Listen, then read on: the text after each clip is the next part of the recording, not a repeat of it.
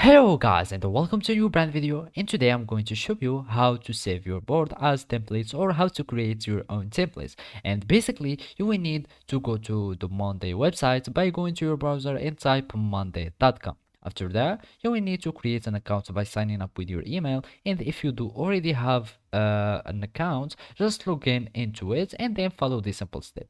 So the first step is to go to your work management. Here you will find your working space, and those are the list of your boards.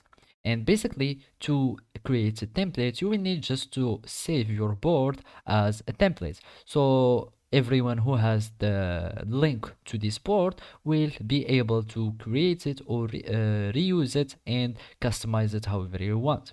So basically to create a template you will need just to go to your board name, click on the 3 points icon, and here you will find save as template. Of course, you can find this button here also by clicking on the 3 points icon, go more action, and find save as template.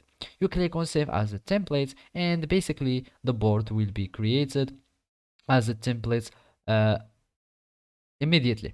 So as you can see, this board is a template and will be applied to all future boards created from this template. So basically now you have your templates that has been created from this board. This is how you do it. Thank you for watching and see you next time.